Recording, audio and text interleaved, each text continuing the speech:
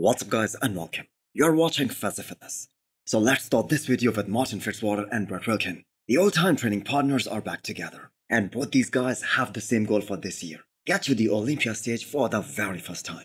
Well, technically Brett won his first pro show in 2022. And he was all set to make his Olympia debut in 2023. But he had to pull out of that show when he was roughly 5 to 6 weeks away due to some digestion issues. And I have to say that must have been really heartbreaking, and that must have been such a tough decision. Because he won the first Olympia qualifier of 2023 season.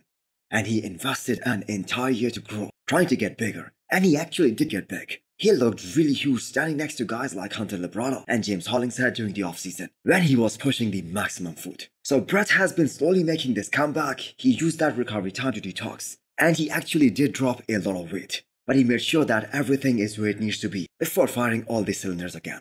So if we take a look at this update, Brett is posing next to Martin-Fitzwater, who is like 8 weeks out of Detroit Pro. And keeping that in mind, Brett looks really great since he hasn't announced what show he's gonna do next. And the fact that he has just started his journey back to bodybuilding.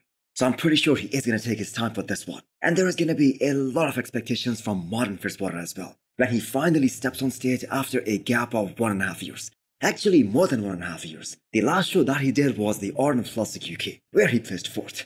Well below his own expectations, because he entered that show with the confidence that he's going to beat Andrew Jacked, that he's going to win that show, that he is going to qualify for the Olympia that year. And the reason was, everyone just saw that it was so damn close between him and Andrew Jacked at Texas Pro just a few weeks before Arnold. And I have to say, it actually was a very close show. But the thing is, structurally speaking, Andrew Jacked and Martin-Fitzwater, they're just so different, there is no comparison. Andrew is a taller, more static bodybuilder, but in terms of conditioning, in terms of muscle density, Martin actually was way better than Andrew Jacked, especially from the back. Now, we all know Martin's application did not get accepted for this year's Arnold. So this is gonna be a show to make a big statement. So now with that prize money of Detroit Pro being one of the highest in the IFBB calendar year, I have to say Martin will be facing some very serious competition. So we haven't talked about Michael Daboul a lot during this year's Arnold Classic prep. Mainly because the man hasn't been posting a lot lately, unlike the Olympia last year. And according to himself, up until 3 weeks ago, he didn't even start the prep properly. And as per him, this has been one of the most difficult prep on him, especially mentally, as he has been competing non-stop for more than 2 years now. And he just did not give his body the much needed rest and break. Now, we are not really sure how this will impact his final package on the stage, but going by this update and the updates that he has posted recently, he's not only shredded, but he looks big as well. So Michael started training legs real hard and heavy after a long time, after placing 6th at this past Mr. Olympia.